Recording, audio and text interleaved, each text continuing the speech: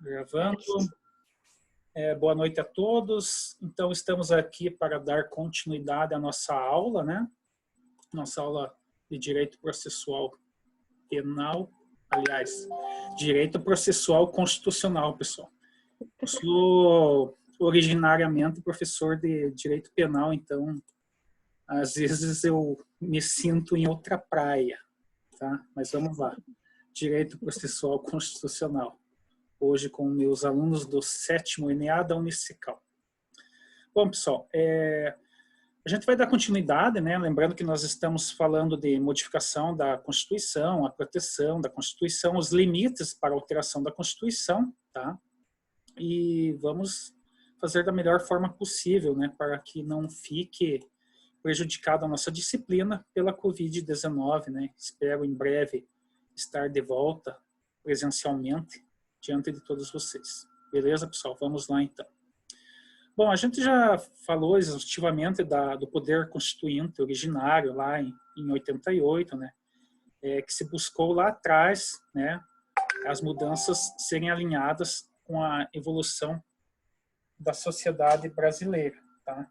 Então, dito isso, eu acho que ficou bem fácil de vocês entenderem a questão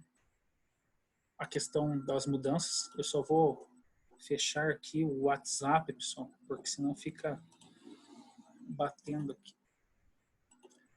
Então, pessoal, voltando lá. Todos estão me vendo, né? Então, tá. O que a gente já exauriu esse conteúdo? No sentido de que a gente viu que o poder constituinte originário ele tem a destinação lá, tá? De formular o texto constitucional. Mas nós vimos que esse poder constitucional ele não acaba ali, né? Nós temos a possibilidade de mudanças depois na Constituição, tá? Então a gente viu o poder constituinte derivado, né, pessoal? Eu quero ver se eu abro aqui um mapa para vocês. Vamos ver. Hoje que eu aprendi a usar uma outra ferramenta aqui, eu quero ver se eu consigo abrir e vocês conseguem visualizar.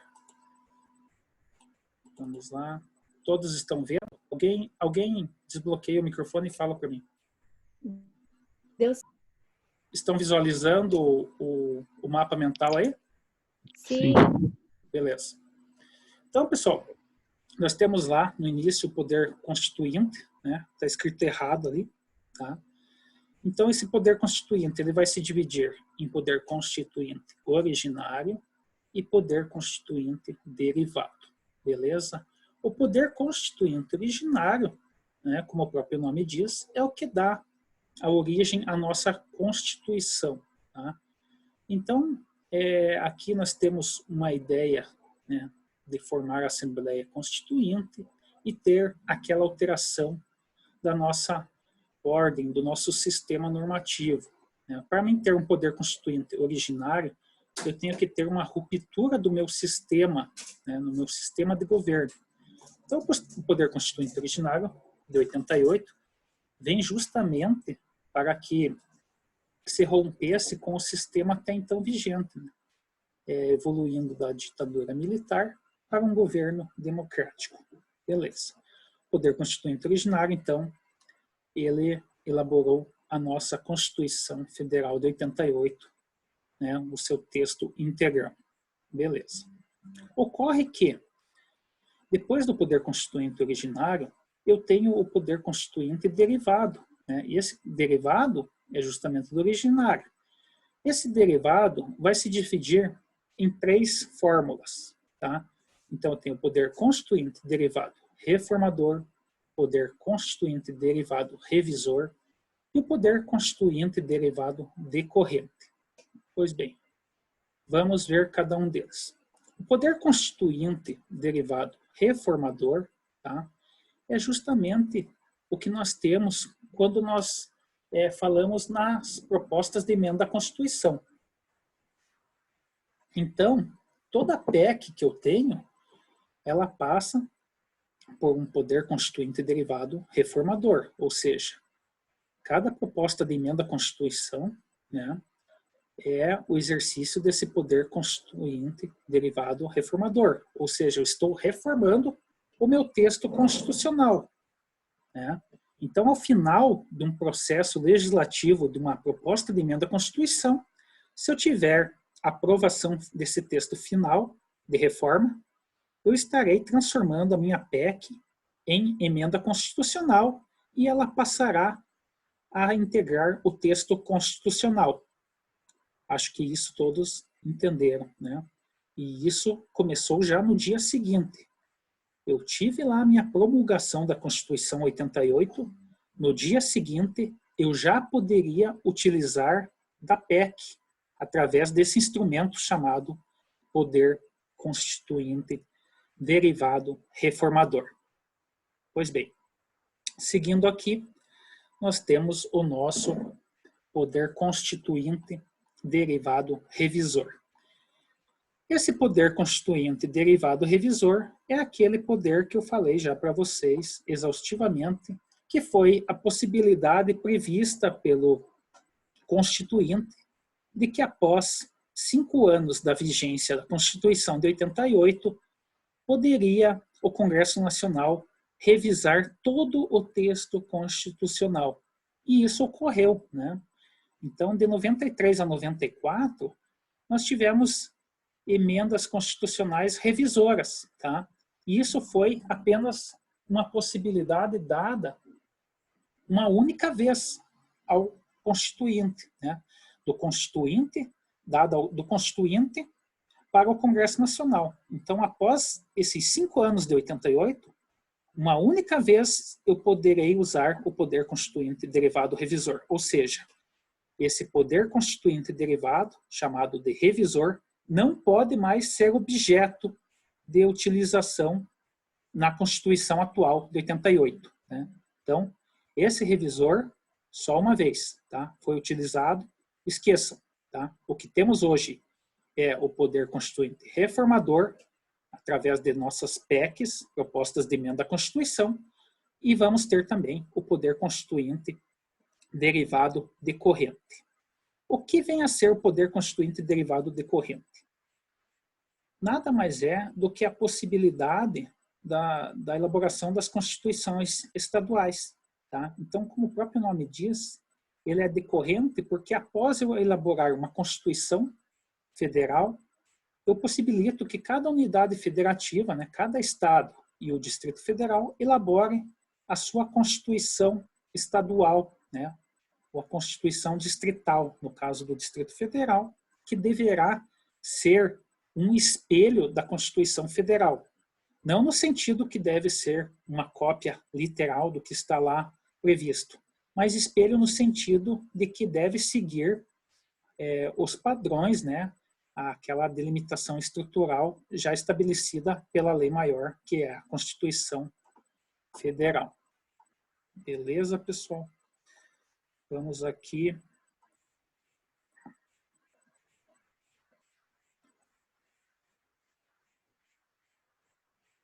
Então tá, mudou a tela para vocês aí? Sim. Então vamos voltar aqui. Isso aqui é uma rápida revisão, né, do que já vimos. Depois eu vou disponibilizar esses mapas esquemáticos lá no ambiente virtual de aprendizagem. Né? Então lá no AVA vai estar esses mapas esquemáticos, ou eu vou passar para vocês também por WhatsApp, para que vocês tenham isso aqui. Isso aqui facilita na hora de vocês estudarem. Então, voltando ao nosso poder constituinte originário, tá? Nós temos aqui que é aquele que cria a primeira ou a nova Constituição do Estado. Né? Foi justamente o que ocorreu em 88. Nós tivemos uma nova Constituição do Estado. Se eu mudo o sistema de governo, né, eu deixo de lado um governo de exceção ditatorial e passo a ter um governo democrático, né? Eu passo a ter uma nova Constituição. As características desse poder constituinte originário vão se dividir em 5. Então, a primeira delas é que é inicial, né? Então, não existe outro poder anterior ou superior a ele. Então, essa ideia de que quando eu vou elaborar uma nova Constituição, eu estou zerando, né, o meu Estado. Eu estou começando um novo Estado, um novo sistema. Tá? Então, tudo é deixado para trás. Em que pese, vocês vão deparar isso na vida profissional de vocês, como operadores do direito, existem inúmeras leis federais em vigor que elas datam antes de 1988. Tá? Então, essas leis, elas acabam sendo questionadas junto ao Supremo Tribunal Federal se a Constituição de 88 as recepcionou ou não. Né? Então, muitas vezes, vai ter uma provocação lá do Supremo para que se declare se a determinada lei é constitucional ou não, se foi recepcionada pela Constituição de 88 ou não. Beleza? Seguindo aqui, o poder constituinte originário, ele é autônomo, né? Ele determina a estrutura da nova Constituição. Então, é como se você estivesse ensinando uma criança a ler e escrever, né? Você está começando ali do zero, pessoal. Então, eu não preciso me basear em nada. Eu tenho essa autonomia para colocar no texto aquilo que é o desejo da minha sociedade, né? Então, tudo é história, né, pessoal? A gente tem que pensar lá em 88, o que a minha sociedade brasileira esperava que fosse colocada no texto constitucional, né? Então, o que se ganhou foi realmente conceitos que remetem à cidadania, né? Por isso nós temos o apelido da Constituição Federal de 88 como Constituição Cidadã. Seguindo aqui, a terceira característica é que o meu poder constituinte originário, ele é ilimitado, tá? Por quê? Porque ele não se subordina a nenhuma ideia jurídica pré-existente, tá? Então, quando eu vou fazer uma nova Constituição, né, faço uma Assembleia, uma Constituinte, eu tenho que tomar cuidado, porque eu estou dando, em tese, uma carta branca ao legislador constituinte, né? E nesse sentido, houve uma crítica muito grande, porque vocês devem lembrar que numa altura do governo Dilma Rousseff, ela queria propor uma nova constituinte, ou seja, a elaboração de uma nova Constituição. Tá? Então, é muito temerário a gente fazer uma ruptura com um sistema que em tese, está funcionando bem. É evidente, né, pessoal, que nós temos a Constituição de 88 com algumas falhas no sentido que a gente não conseguiu efetivar tudo aquilo que ela prometeu, tá? Mas nem por isso nós podemos dizer que não é um bom regramento, né? Na verdade, a Constituição de 88 ela foi muito bem delineada, né?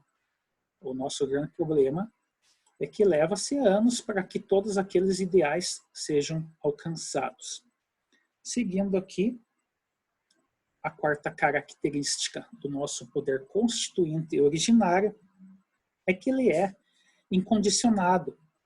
Então, ele não precisa seguir nenhuma formalidade pré-estabelecida. Quando eu vou elaborar uma nova Constituição, eu não preciso adotar um modelo, seguir a fórmula da Constituição americana, da Constituição francesa. Eu posso seguir do nada. Tá?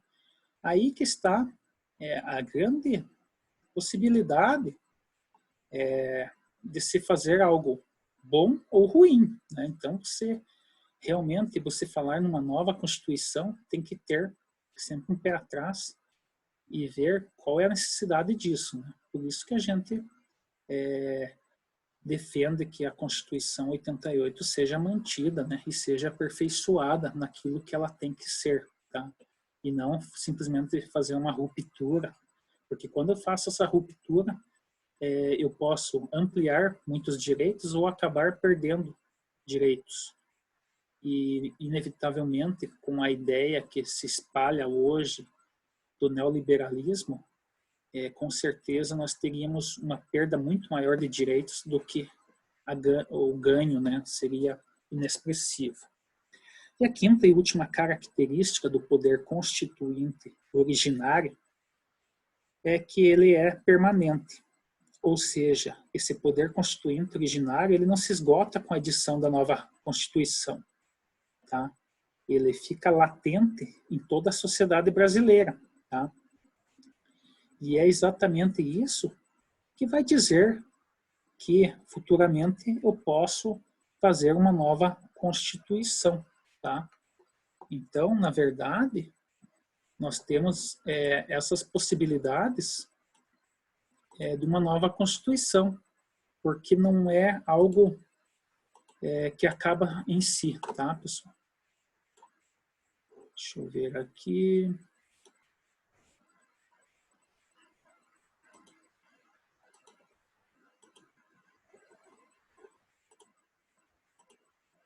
Só um minutinho.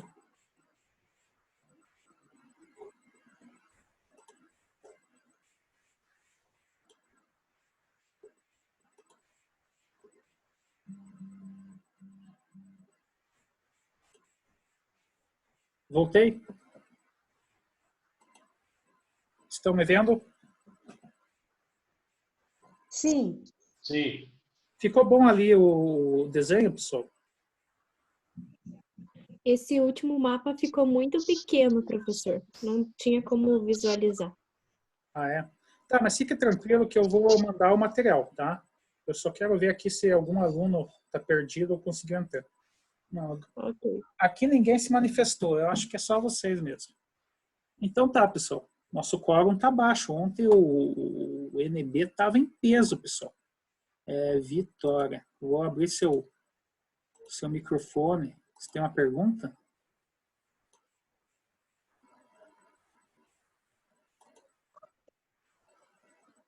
Aqui está aparecendo a Vitória com a mãozinha levantada. Se tem alguma pergunta? Não, professor, desculpa, é que eu tava vendo que a Larissa falou que podia fazer da mãozinha, mas não sabia que tinha que abaixar depois. Ah, beleza. Queria só testar onde que era. Beleza, pessoal. Se tiver dúvida, podem perguntar, tá? Tudo bem. Deixa eu voltar aqui, tá? A gente ainda está se adaptando, esse programinha, ele é bom, mas é muito botão, é muita funcionalidade, né? Essas coisas muito modernas, assim, não são muito compatíveis com as pessoas com mais de 30 anos, sabe? Então, a gente acaba apanhando, tá? Então, tenha um pouco de paciência com os professores. Deixa eu só... Vamos lá. Deixa eu voltar aqui onde nós estávamos. Bom, acho que deu para ter ideia geral, né?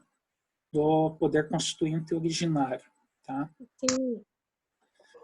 Então, assim, pessoal, eu disponibilizei lá até acabei mandando para vocês a aula que nós tivemos ontem. Então, assim, para não ficar muito repetitivo, eu acho assim, interessante que, de repente, as aulas que eu for gravando aqui sejam acompanhadas, né, as que eu gravei ontem, né, no NB, vocês acompanhem lá no YouTube, assim como as que estamos gravando hoje, eu vou sugerir que o NA também dê uma olhada, tá? Deixa eu achar aqui. Eu vou falar agora do poder constituinte derivado. Vamos de novo aqui achar o nosso mapinha. Só um minuto.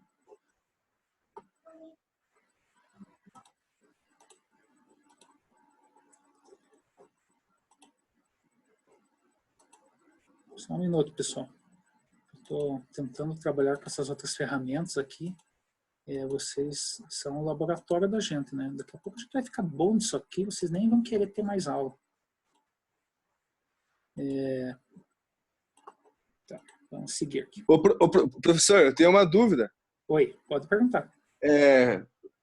As cláusulas pétreas e os direitos e garantias fundamentais que são, por exemplo, são garantidos numa Constituição. Quando o poder originário for reformar outra, ele tem que levar em consideração as cláusulas e os direitos e garantias que aquela passada atribuía Boa pergunta. ou não? Não, pessoal. Quando quando eu tenho uma ruptura, né? Quando tem uma ruptura e vou dizer assim, vou elaborar uma nova Constituição, né? Que era o que a Dilma queria.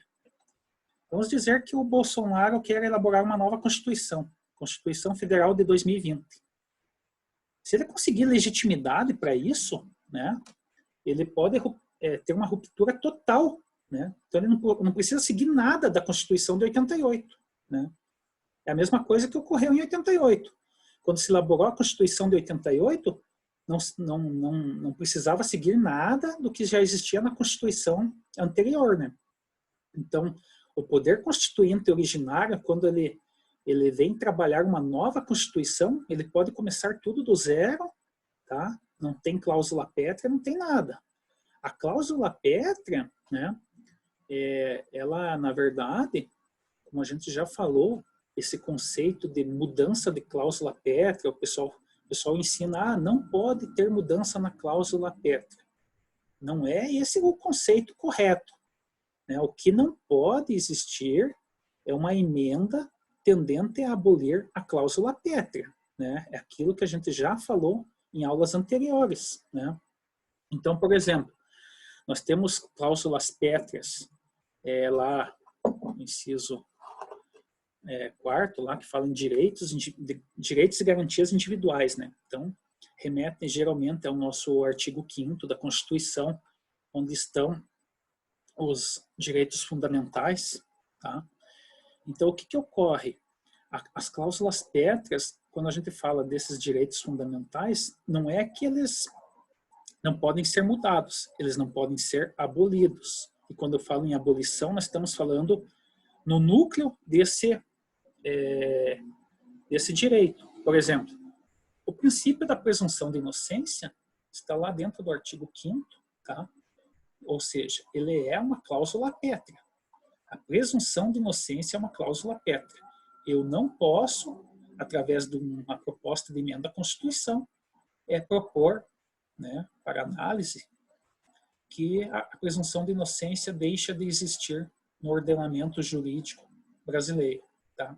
Porque é uma cláusula pétrea.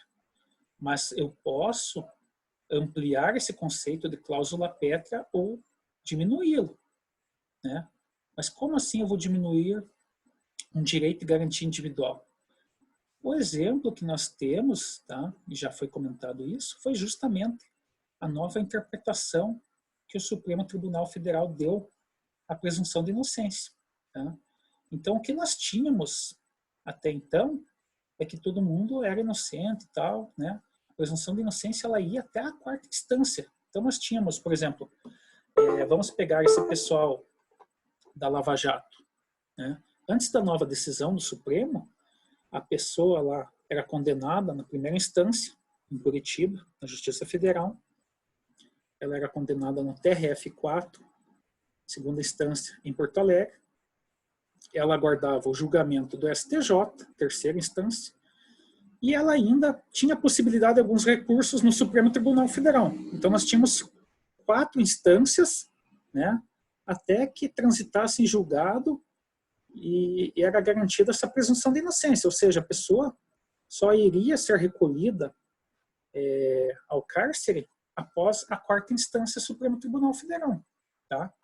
Nós tínhamos uma presunção de inocência absoluta, né, onde se esgotavam todas as possibilidades de recurso e somente após o trânsito em julgado do Supremo Tribunal Federal, essa pessoa ser condenada e iria iniciar o cumprimento da pena.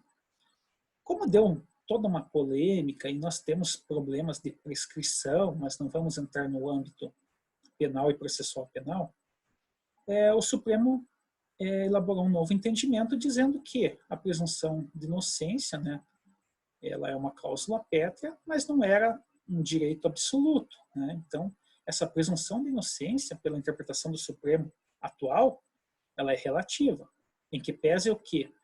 Eu tendo uma segunda condenação, né? Então, eu tenho a condenação da primeira instância e a segunda condenação, ambas decisões no mesmo sentido, condenando aquela pessoa, o juiz da execução penal já pode iniciar o cumprimento da pena, tá? Eu não preciso mais aguardar o julgamento do STJ e nem do STF para que essa pessoa comece a iniciar o cumprimento da sua pena, que foi justamente o que ocorreu com o ex-presidente Lula, né?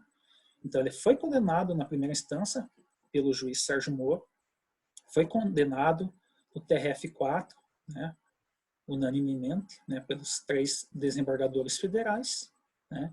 Então, tinha uma dupla condenação, primeira e segunda instância, e pelo novo entendimento do Supremo, isso me autorizava a iniciar o cumprimento da pena. Então, o ex-presidente Lula foi cumprir inicialmente a pena dele, né, e independente dos recursos que haviam, né, possibilidade no STF, né, no STJ primeiramente e depois no STF.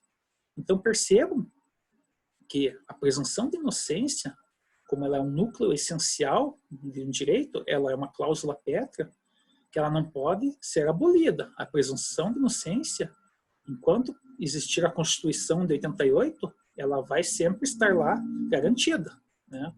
O que ocorre é essa interpretação da Constituição, onde eu posso, ora, aumentar o direito, ora, diminuir. No caso aí da presunção de inocência, nós tivemos uma diminuição, né, da presunção de inocência. Isso se deu por uma interpretação do STF, né? O normal é que ocorra através de uma emenda constitucional, né, através de uma PEC, que a gente já viu lá, quem são as pessoas legitimadas a propor uma emenda constitucional. Nós já vimos lá que exige um quórum de 3/5 em 2 turnos em cada casa legislativa. Enfim, a gente já viu todas essas formalidades, né? A questão formal e material para que uma PEC seja aprovada. Respondi sua pergunta? Quem me perguntou? Sim, senhor. Respondido. Tá? Então, assim, retornando ao teu raciocínio, né, a presunção de inocência, ela é uma cláusula pétrea. Ela não pode ser abolida, mas ela pode ser relativizada, ela pode ser ampliada, né, ou pode ser diminuída. Ela foi, atualmente, pela formação da maioria do Supremo, hoje ela está diminuída. Pode ser que daqui 5, 10 anos, uma nova turma do Supremo, que tenha uma identificação mais garantista, volte a mudar essa decisão e diga não, a presunção de inocência ela vale até que o Supremo Tribunal Federal transite em julgado e volte a ser como era antigamente, né? Então hoje nós temos condenação em primeira e segunda instância, pode-se iniciar a execução da pena. Pode ser que no futuro uma nova decisão do Supremo diga que não, que só depois de esgotados todos os recursos é que a presunção de inocência a pessoa poderá iniciar o cumprimento da pena. Evidentemente, voltando ao que você perguntou, né, se nós tivermos uma ruptura constitucional, né, e a Constituição de 88 for jogada fora, né, for para o lixo, e se elaborar uma nova Assembleia Constituinte, né, então, vai lá e inventa de elaborar a Constituição 2020. Tá? Nessa Constituição 2020, poderá muito bem o Constituinte originário dizer não existe mais a presunção de inocência. Todos serão considerados culpados até que se prove o contrário. Já pensou? Como ficaria difícil a vida das pessoas, principalmente as que têm menos acesso à justiça e possibilidade de pagar um bom advogado? Então, aí que eu falo do risco da gente simplesmente achar que podemos jogar fora a Constituição 88 e comprar essas ideias de uma elaboração de uma nova Constituição, né? É preferível que a gente reconheça os avanços da Constituição 88 e modifique, né, aquilo que precisa de um aperfeiçoamento. Bom, seguindo lá, pessoal. É importante que vocês percebam, né, que tem esses limites constitucionais, né, eles estão sempre presos às nossas cláusulas pétreas, né, e aquela questão que eu já falei dos direitos fundamentais, a corrente que eu acho mais interessante é aquela que reconhece que os direitos fundamentais abarcam os direitos sociais, tá, pessoal? Daqui a pouco provavelmente vai cair a conexão, tá? Não se desesperem que eu vou fazer uma nova conexão aqui e envio o convite para vocês. Bom, até aqui, alguma dúvida? Professor, Oi. você tinha citado o exemplo do STF. Digamos que o STF tivesse mudado essa situação da prisão em segunda instância. Aonde que ela, de que forma que ela entraria no poder constituinte? Não seria originário, não seria derivado, não seria reformador? Como que ela entra nessa situação? Na verdade, ela entra justamente no poder do judiciário de interpretar a Constituição, né? Ele não é originário, evidentemente, né? Ele vai entrar numa situação sui generis, né? Não entra exatamente nessa questão, porque quando eu falo lá do derivado, eu estou falando da PEC, né? Na verdade, ele entra como a possibilidade da interpretação do STF, né? E isso é uma previsão constitucional. Quando eu elaborei lá, eu não, né? O Constituinte elaborou lá em 88, ele previu, né, a existência desse Tribunal Constitucional, que na Constituição de 88 veio a ser chamado de Supremo Tribunal Federal. Então, a principal função do Supremo Tribunal Federal é ser o guardião da Constituição e dar interpretação dessa Constituição. Tá? Então, vocês podem perceber que tudo deságua no Supremo Tribunal Federal, no sentido que, quando eu ingresso com uma ação, seja civil, penal, aqui na primeira instância, se eu alegar algum princípio de matéria constitucional, eu já estarei garantindo a minha possibilidade, lá na frente, de eu entrar com um recurso extraordinário no Supremo Tribunal Federal. Porque eu estou alegando já matéria constitucional aqui, na minha inicial. Tá? Então, assim, ele não entra propriamente como um poder derivado, né? Mas sim como uma questão da interpretação. E é difícil a gente ver a diminuição de direitos, né? A gente vê esse caso do Supremo e, assim, não sei se eu respondi a tua pergunta. Respondeu? Sim. Então, assim, a ampliação de direitos é uma questão que está quase não ocorrendo, né, nos últimos anos. A gente tem visto, assim, que há uma ideia de que o povo tem que se virar com tudo, né? E, na verdade, a gente acaba comprando ideias que trazem retrocesso. Porque se a gente pensar bem, qual é a finalidade de eu constituir um Estado brasileiro, né? Por que eu constituo um Estado? Por que eu abro mão da minha liberdade para constituir um Estado? A função do Estado, basicamente, a gente sempre vai desaguar em 3 pilares, né? Ou seja, saúde, educação e segurança, né? E a segurança que eu falo aqui é a segurança pública, tá? Então, a gente vê que o Estado, ele cobra muitos tributos de todos nós, né? Pagamos muito, né? Pagamos uma carga tributária de padrão internacional, de um padrão de Suécia, Dinamarca, né? Países que têm um retorno do serviço público muito grande, e temos um retorno muito ruim, né?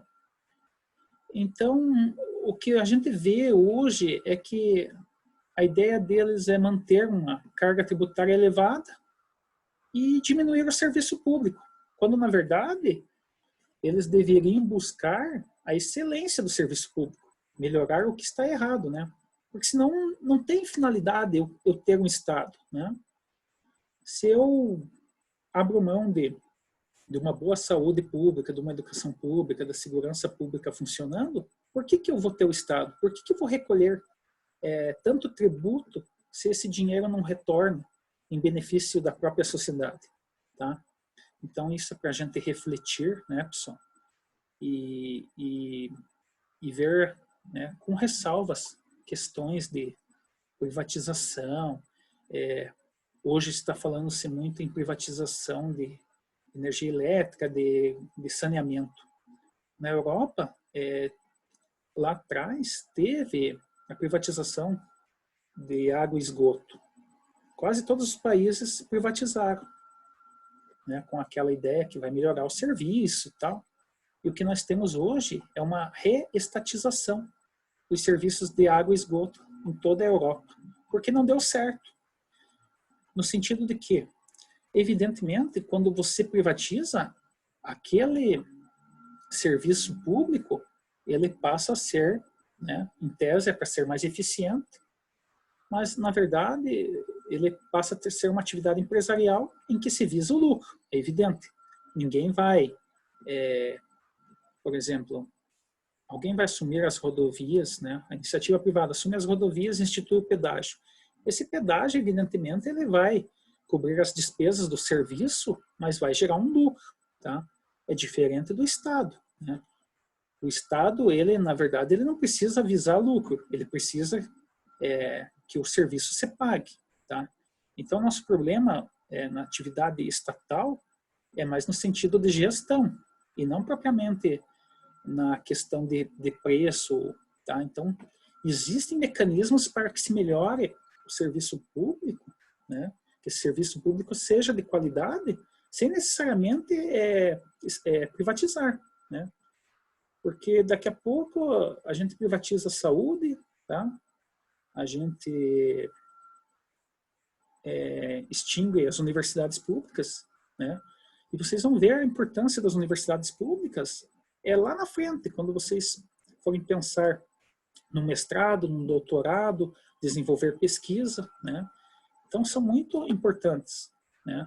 A gente não percebe muito porque nós estamos num ramo, né, onde há uma dificuldade em se produzir ciência, porque não há uma tradição, né, de se produzir ciência jurídica no Brasil. Mas, se vocês forem ver em questões de ciências da saúde, biológicas, é importantíssimo esse papel, né?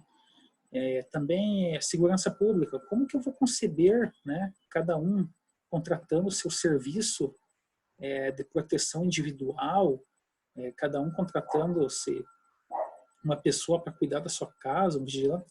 Nós não temos estrutura, né? Evidentemente, a pessoa que é rica, ela consegue ter serviços privados, né, e não depender do serviço público. Mas se vocês forem perceber, quem mais depende do serviço público é a pessoa com menos condições financeiras. Então, quando a gente vem com essa ideia de vamos extinguir o serviço público, vamos fazer um Estado mínimo, quem mais sofre é justamente a pessoa mais pobre. Porque é a pessoa mais pobre que vai precisar do SUS, né?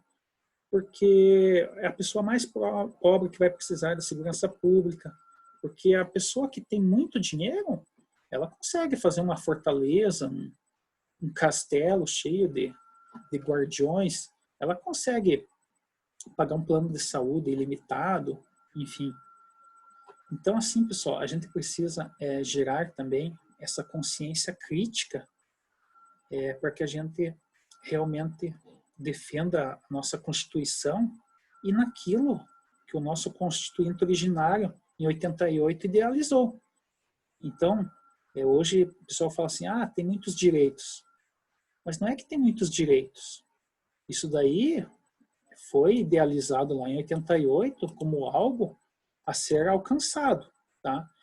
Quando a gente fala que a Constituição possui inúmeras normas programáticas, é que essas normas deverão entrar em vigor, né? Então, é preciso coragem do poder público para que ele garanta que esses direitos idealizados lá em 88 sejam efetivamente estendidos, né?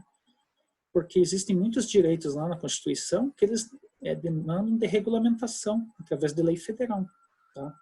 E assim, eu acho que a gente tem que defender a Constituição 88, né, por mais que ela tenha as suas falhas, ela é uma boa carta, é uma carta que nos deu muitos direitos, né? O pessoal fala, tem muitos direitos e não tem deveres.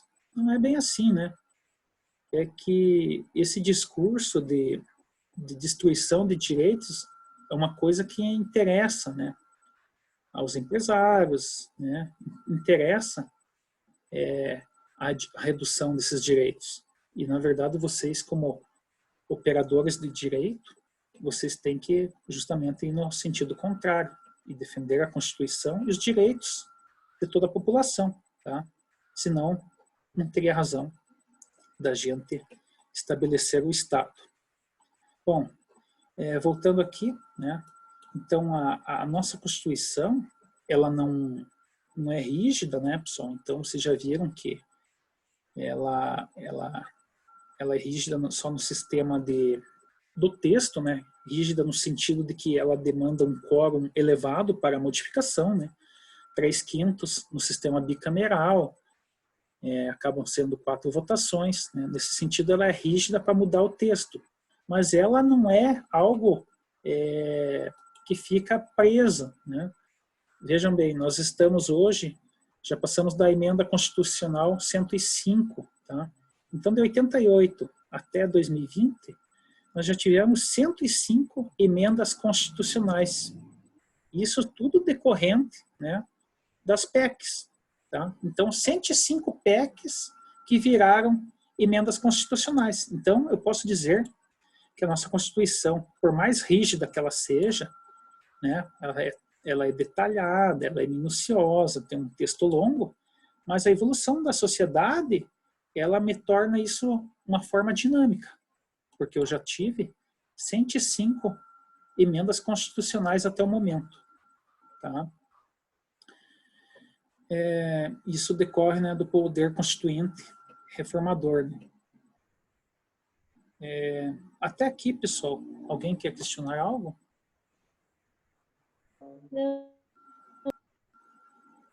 Não, tudo tranquilo.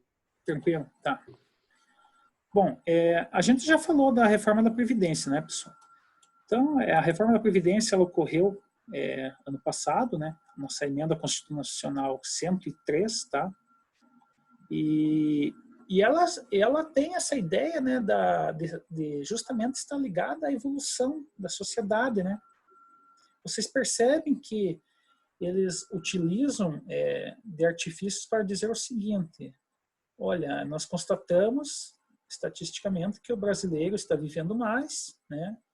Então, a partir da data em que o cidadão brasileiro se aposenta, os anos de sobrevida estão aumentando. Então, nós temos que dificultar que esse direito seja assegurado, né? Nós precisamos ampliar uma idade mínima para que seja concedido o benefício, ou seja, vamos traduzir, vocês brasileiros terão que trabalhar mais, né? Contribuir mais anos para receber menos lá na frente. Então, assim, meu entendimento particular é que a emenda constitucional 103, conhecida como reforma da Previdência, ela fez uma mitigação, né? Uma redução de direitos, né? A redução do nosso direito social, o direito à previdência, tá? Então, essa questão aqui, eu já falei na outra turma e vou repetir para vocês, tá? Nós vamos ver nos próximos anos muitos questionamentos sendo realizados no Supremo Tribunal Federal em relação à reforma da Previdência, porque teve uma redução incrível de direitos que eu já tinha, né, como uma regra. E aí o pessoal fala assim, mas a expectativa de direito ela só existe, mas vocês devem conhecer familiares, né, parentes, amigos, que realmente faltava muito pouco tempo para se aposentarem e do nada eles tiveram uma taxação, né, uma ampliação de tempo de contribuição enorme, tá? Então, vocês vão perceber.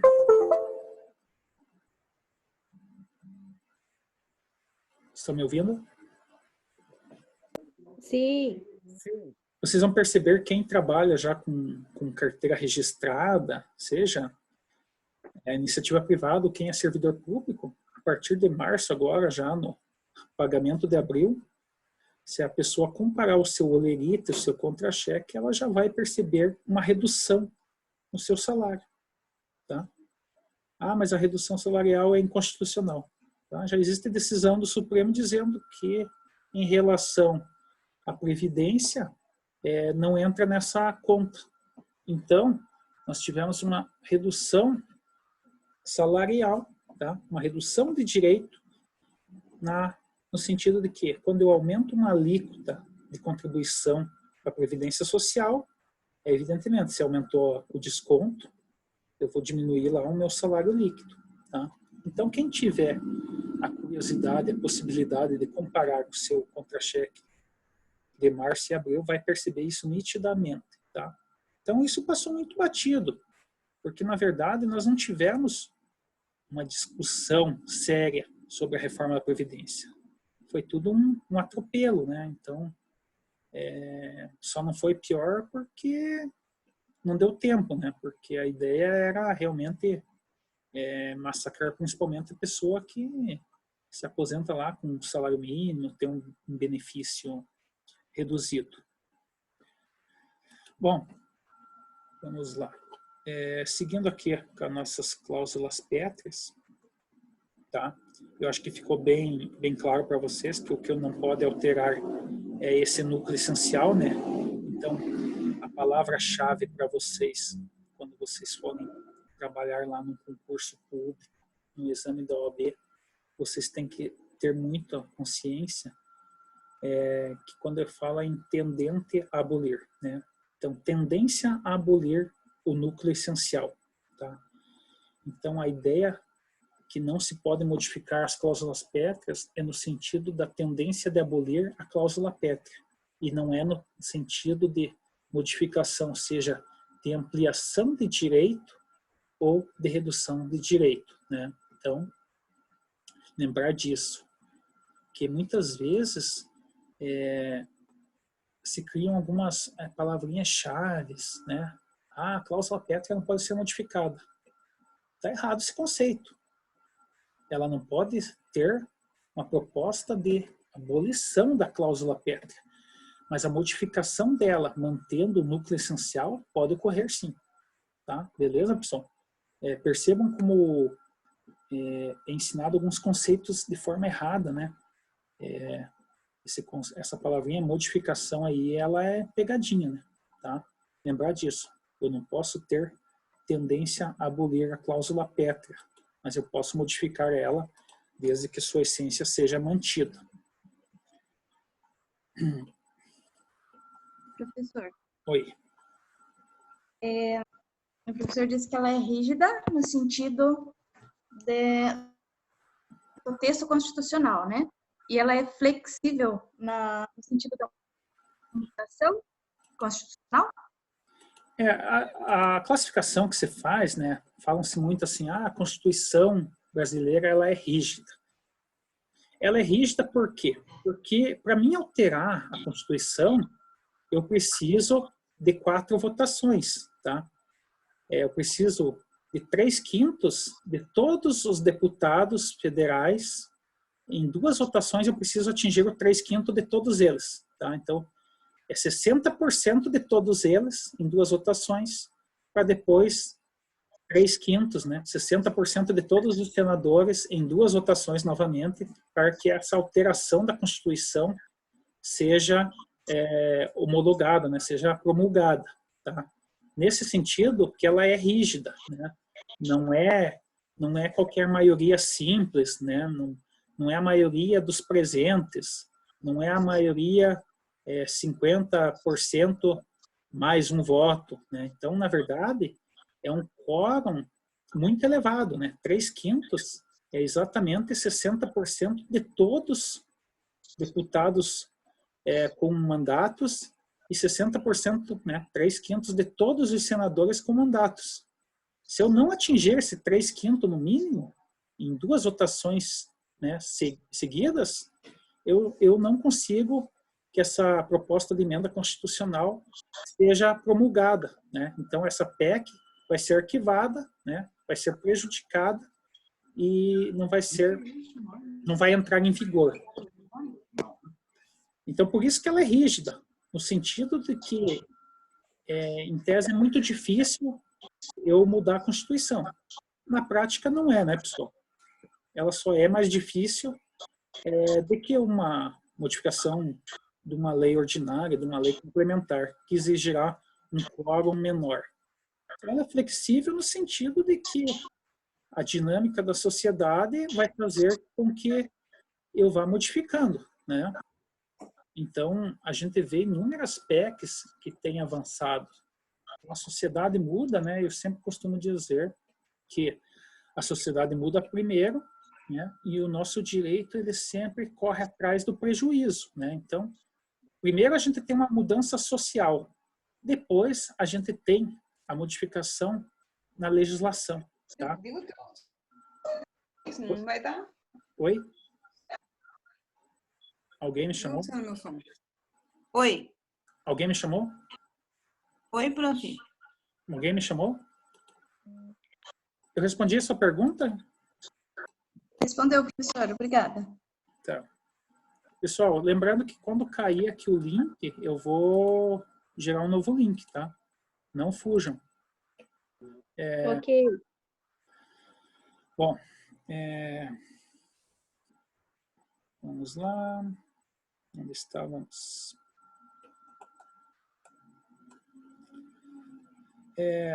Bom, pessoal, eu estava falando até, você veja, por que essas mudanças da Constituição ocorrem. A sociedade é dinâmica, né, pessoal? Então, vamos pensar nas pessoas que elaboraram nossa Constituição lá em 88, né? Ulisses Guimarães, né? Vocês vão lembrar daquele senhor, um velhinho simpático.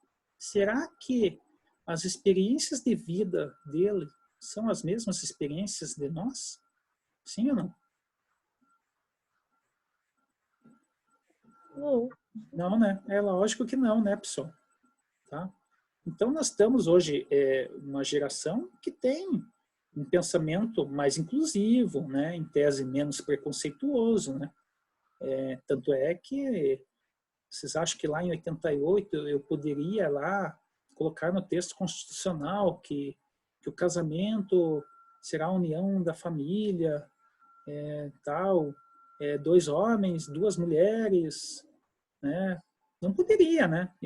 Evidentemente que não existia uma abertura para tais conceitos lá em 88, né? Então, assim, justamente pela modificação da sociedade é que se permite, né? E o próprio Constituinte, ele estabeleceu o artigo 60 da Constituição, as possibilidades de emendas à Constituição, porque a vida em sociedade é dinâmica, né?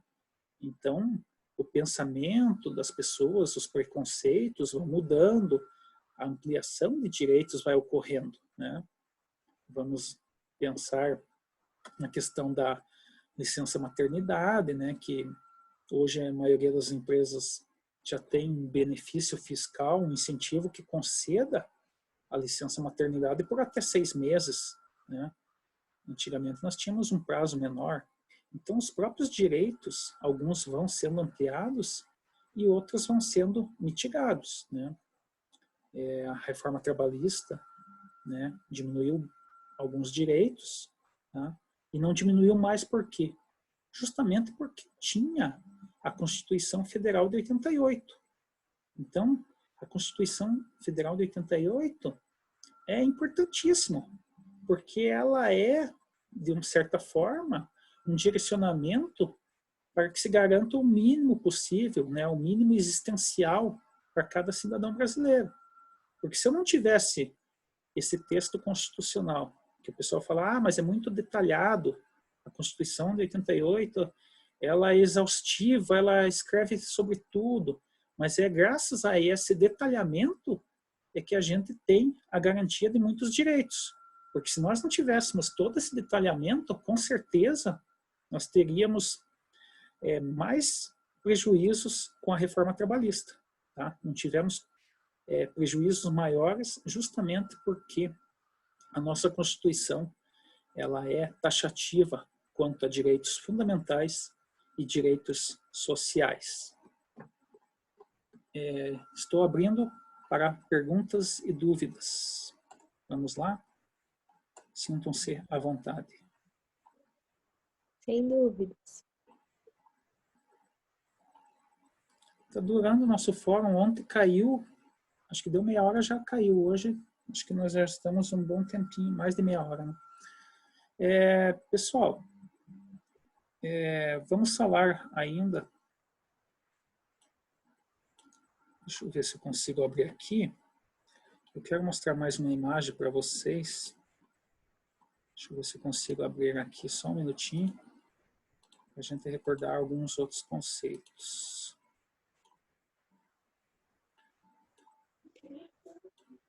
Professor, você vai iniciar o poder constituinte derivado? É isso que eu estou tentando abrir aqui. Eu quero abrir a imagem que eu salvei para a gente poder matar essa questão. Ok. Só um minutinho aqui, porque é muita tela.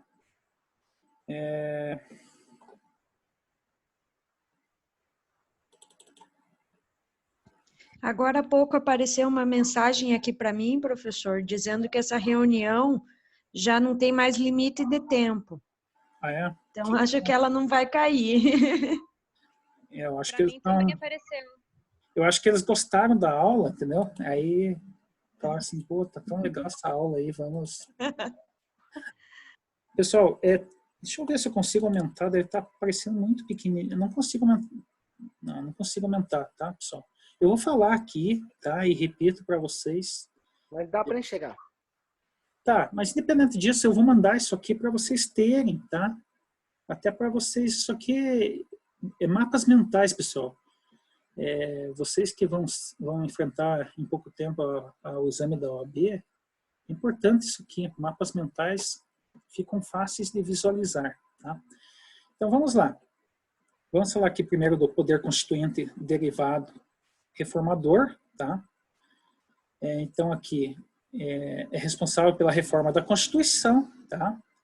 Então, é previsto lá na emenda constitucional o artigo 60, como eu já falei para vocês, tá? Então, as emendas constitucionais, elas são feitas através do instrumento chamado proposta, né, de emenda constitucional, as nossas famosas PECs. Aí vocês têm que lembrar lá quem são os legitimados, né? Ou seja, 1/3 das assinaturas dos deputados federais, ou 1/3 das assinaturas dos senadores, ou o presidente da República, ou mais da metade das assembleias legislativas das unidades federativas. Unidades federativas são os nossos estados e o Distrito Federal, tá? Isso aqui a gente já viu lá na nossa primeira aula, tá? Tendo isso preenchido, os legitimados, né, nós preenchemos nossos requisitos formais. Essa emenda constitucional, ela vai passar por votação, né, 2 votações em cada casa, tá? A regra é que eu começo a votação sempre pela Câmara Legislativa, vai para a primeira votação, consegui 3/5 de todos os deputados, né, 60%, vai para a segunda votação. Consegui novamente 3/5 no mínimo de todos os deputados, beleza, aprovei na Câmara. Remeto para o Senado. Lá começa tudo de novo, tá? Votação em 2 turnos, 3/5 em cada votação, e aí eu já tenho essa PEC aprovada, né, será promulgada pela mesa do Senado e da Câmara, tá?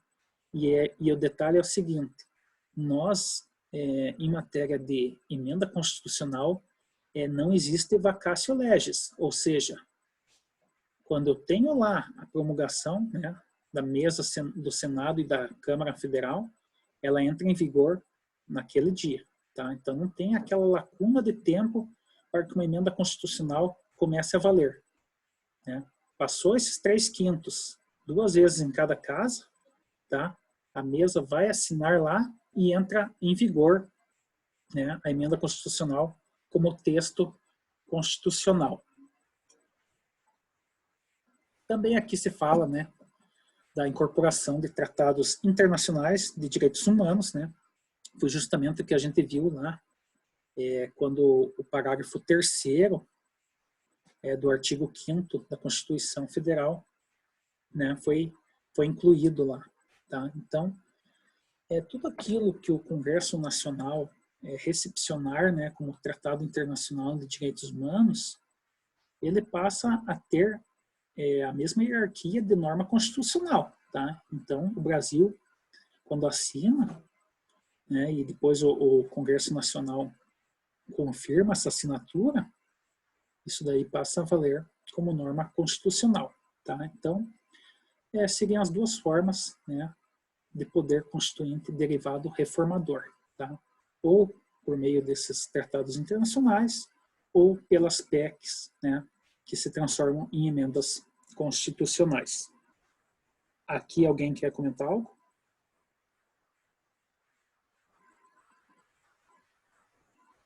Estão me ouvindo?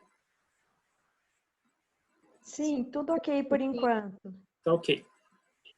Tá, seguindo lá então, temos o poder constituinte derivado decorrente, tá?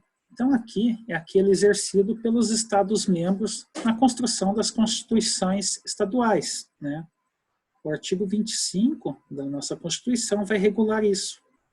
Então a justificativa desse poder constituinte derivado decorrente é justamente a capacidade de auto-organização dos estados, né? Então nós temos lá, no inciso 1, do parágrafo 4º do artigo 60, que a forma federativa, né, do Estado, né, a união dos estados, né, formando uma federação, é uma cláusula pétrea, né?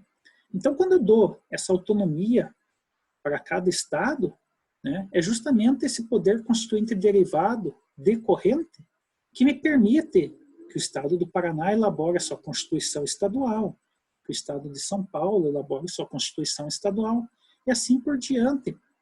Cada estado tem como decorrência, né, como o próprio nome diz, essa possibilidade de elaborar a sua Constituição estadual. Lembrando sempre aquilo que eu falei, que tem que ser a forma espelho, né? Eu não posso ter algumas garantias constitucionais lá expressamente no texto da Constituição 88 e a Constituição estadual vir dizendo exatamente o contrário, né? Então, tudo aquilo que uma Constituição estadual for contrária à Constituição Federal será objeto, né, de questionamento junto ao Supremo Tribunal Federal, e não é incomum o Supremo Tribunal Federal declarar determinado artigo, inciso, parágrafo, a linha de uma Constituição estadual como algo inconstitucional, né? E depois a gente vai estudar quais são os efeitos dessa declaração do Supremo. Aqui alguma dúvida, pessoal? Não.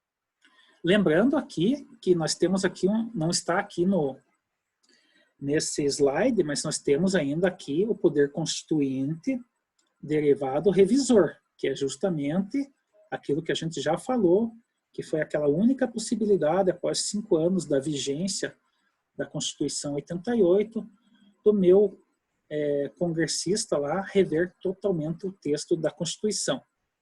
Beleza, pessoal? Vamos seguir aqui. Deixa eu ver se eu consigo. Vamos lá, pessoal.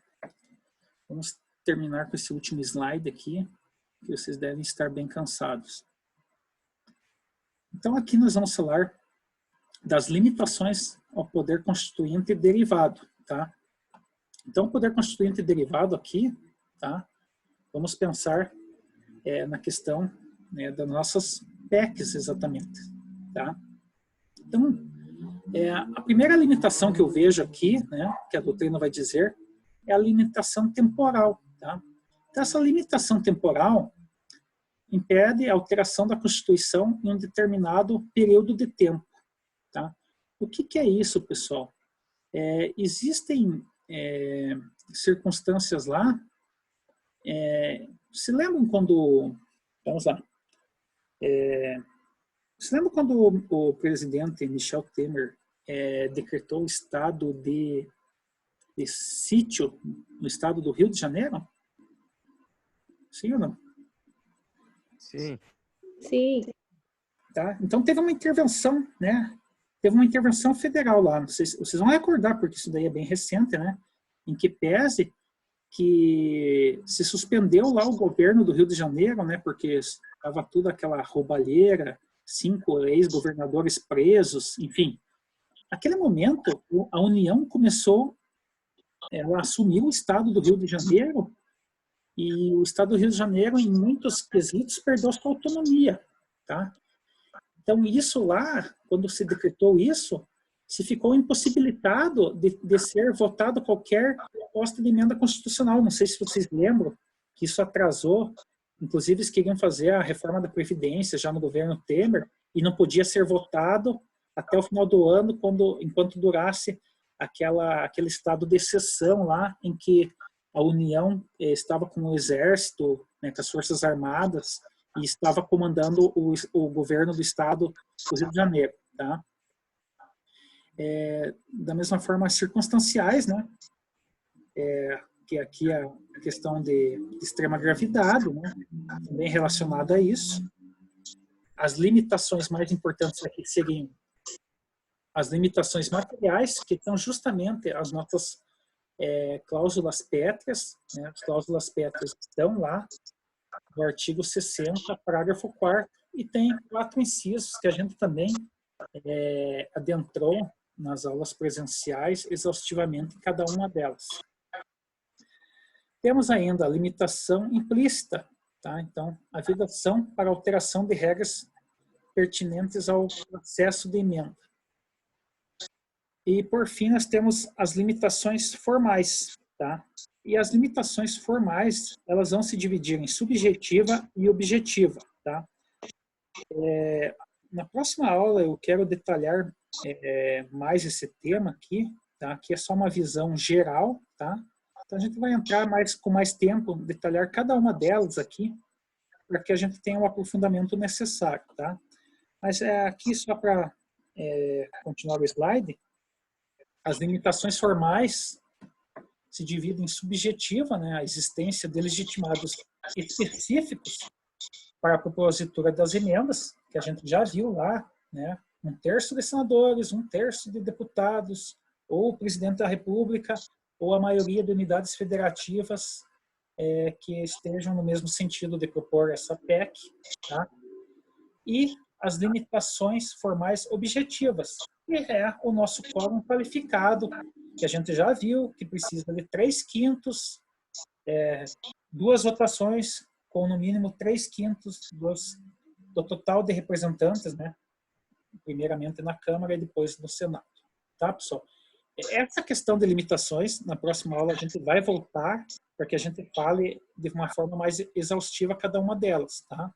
Então, não fiquem preocupados quanto a isso. Isso aqui é só uma visão geral, tá?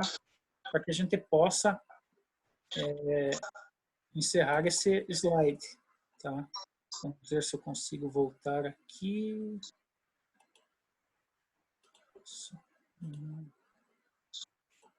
Voltamos. Estamos online. Pessoal, então nós estamos finalizando a nossa aula, né? Agora eu vou pedir para vocês que, se resta alguma dúvida, rapidamente, para a gente interagir aqui. Essa questão das limitações aí a gente volta na próxima aula, porque eu passei muito rapidamente, né? Então, eu não sei se ficou bom para vocês, eu não sei se o áudio está chegando legal aí. Tá tudo normal. Então, assim, pessoal, é o que temos, né? Então, assim, eu quero reforçar a ideia da coordenação do curso, né? Então, isso aqui é uma demanda que, na verdade, a gente está se dedicando, né? Isso aqui gera, na verdade, uma disponibilização até bem maior do professor do que em sala de aula, mas realmente pensando em vocês para que o prejuízo seja o menor possível, né? Então, a gente não sabe se daqui a 15 dias a gente vai retornar às salas de aula, né? Então, tomara que sim, né? Tomara que a gente consiga, nesses 15 dias, controlar essa pandemia, né? Mas, assim, a gente não sabe, porque, você veja, na Itália está bem complicado, né? Então, a gente tem que seguir as orientações, né, dos organismos de saúde, né, e levar isso a sério, né, para que a gente não torne o Brasil uma Itália, né. Então, para que a gente consiga ser uma Coreia do Sul, um Japão, né, uma China, que realmente a gente consiga isolar, né, essa questão do vírus, né, o mecanismo de transmissão. Vários dois. Beleza, pessoal? Beleza, professor. E daí tem lá a atividade, tá? Se tiverem dificuldade, me chamem no WhatsApp, tá? Eles acessam o AVA lá, o tópico fórum. Tem 3 questões lá, bem tranquilas, tá? Nosso objetivo das 3 questões é nós possamos validar a chamada, né? Então, quem não conseguiu estar presente hoje nessa aula, eu vou pedir que assista a aula lá no canal do YouTube, assim que eu postar, né? E vocês também, né? Se quiserem rever, né? É interessante, às vezes você ficou com alguma dúvida lá, você vai lá, dá uma pausada, ver o que eu falei, enfim. Aqui a ideia é facilitar a vida de vocês o máximo possível. Beleza, pessoal? Espero que tenham gostado da aula aí. Foi bem bacana. Que bom. Então, aqui a gente sempre fala, né? Os alunos mais dedicados, eles estão online, né? Vocês já estão... Sim, isso aí, professor. Né? Então, vocês já são, assim... Mas o privilégio, assim... Eu me sinto um privilegiado que vocês estejam online, né? Então, realmente, né? Independente... Depois vocês vão poder assistir novamente no YouTube. Mas aqui, o online é legal porque tem um pessoal aí que tem a dúvida, já pergunta na hora, não fica aquela coisa de depois, né? Então, vamos aproveitar o máximo, né, pessoal? E vamos tentar trazer o resto dos alunos, né? Para que na semana que vem eles estejam conosco aqui, né? Compartilhando suas ideias e dúvidas, né? Que num primeiro momento o pessoal pensa que é uma ferramenta muito chata, mas eu achei superou minhas expectativas, sinceramente, assim, eu acho que o prejuízo ele é bem pequeno, né? E está sendo legal essa experiência, não sei o que vocês pensam.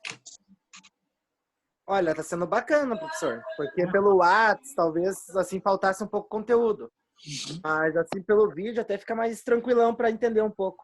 Beleza. Exige que a gente esteja prestando atenção, porque se você falar alguma coisa e a gente estiver disperso, a gente se perde totalmente, né? Eu acho que é até melhor do que presencial. Então tá bom. Professor, na hora das presenças tem que lembrar, tem um cachorro aí que tá presente em todas as aulas. O cachorro é daí, né? Ou é meu? Não sei onde que é esse cachorro, mas ele interage mais que todo mundo. Só. Tem o cachorro aqui, mas tá quietinho, viu? Porque o cachorro é bem educado, sabe? Ainda mais como é matéria de direito constitucional, ele nem late. Presta atenção. Beleza, pessoal? Então, a gente vai conversando lá pelo WhatsApp, tá? E semana que vem estaremos aqui novamente nesse mesmo bate-horário, né? Bate-local. E espero que estejam se cuidando, né, pessoal? Não saiam de casa. Quem puder, não saia de casa. Cuidem em casa hoje. Velhinhos, as crianças. Tá? Só trabalhar mesmo. Eu não saía mesmo, então não mudou muita coisa, não. Então tá bom. Obrigado. Saí do semi-aberto e fui pro domiciliar agora. Tá. Obrigado pela participação, tá? A gente vai conversando. Tá? Valeu, professor. Valeu. Boa noite, professor. Boa noite. Obrigadão. Tchau, tchau. Tchau, tchau. Tchau.